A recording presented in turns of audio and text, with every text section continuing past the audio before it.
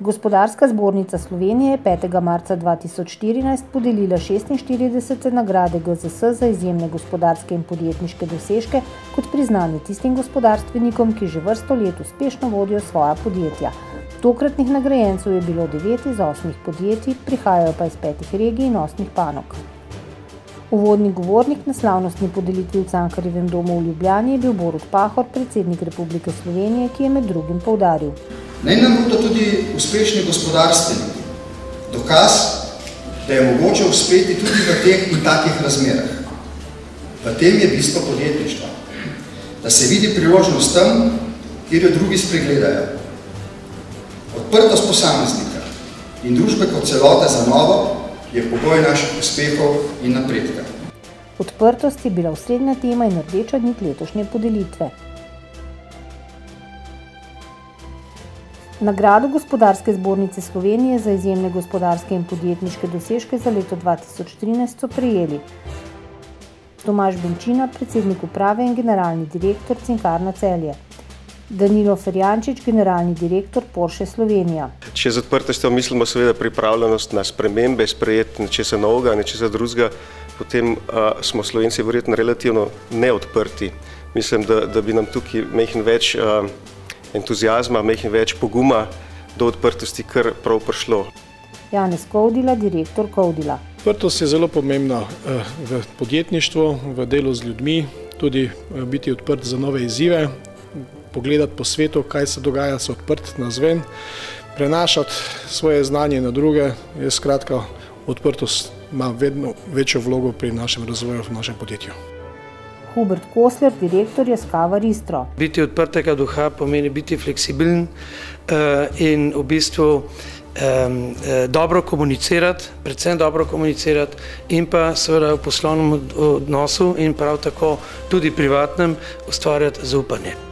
Jože Mermal, predsednik uprave BTC. Pri nas je odprtost skoraj vsak dan pomembna beseda v smislu dejanj, kajti nas obišče dnevno med 30 do 40 tisoč obiskovalcev, turistov, poslovnežev. Odprta je hiša, kompletno BTC City v Ljubljani, Novem mestu in pa Murski Soboti, pa tudi sedaj razvijamo projekt strategije odprte družbe do leta 2020. Andrej Orožen, direktor, in dr. Jure Knez, tehnični direktor Devesoft. Če smo odprti v svet, potem to dokazujejo tudi naše firme, ki jih imamo po celem svetu. Sigurno pa uživamo v tem, da smo odprti za druge običaje, druge navade, za način, kako poslovati po drugih državah sveta.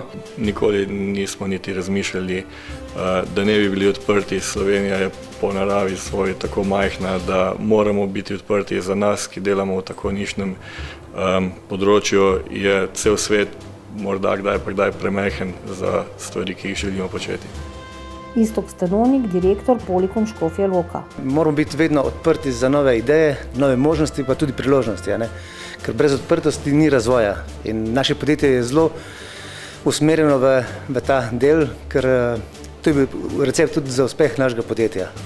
Dr. Otmar Zorn, generalni direktor Iskra zaščite. Odprtost gledam v dveh vidikih. Mikro, to se pravi odprti do ljudi, do inovacij, do razvoja, do problemov ljudi, do trga, to se pravi znotraj podjetja. Pa odprtost v makrosmislu do izvoza, do znanja nasploh in do gospodarskega razvoja, ki je povezan s tem, da znamo videti, gledati in izkoristiti priložnost.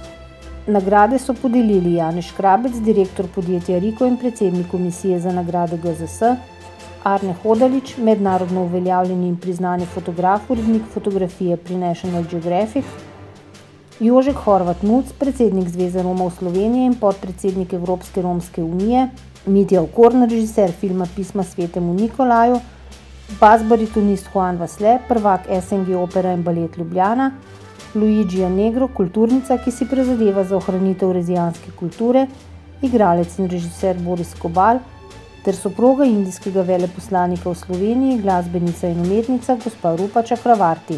Nagrade Gospodarske zbornice Slovenije za izjemne gospodarske in podjetniške dosežke so najstarejša in najprestižnejša tovrstna priznanja v Sloveniji, ki jih pogosto imenujejo gospodarski oskarji.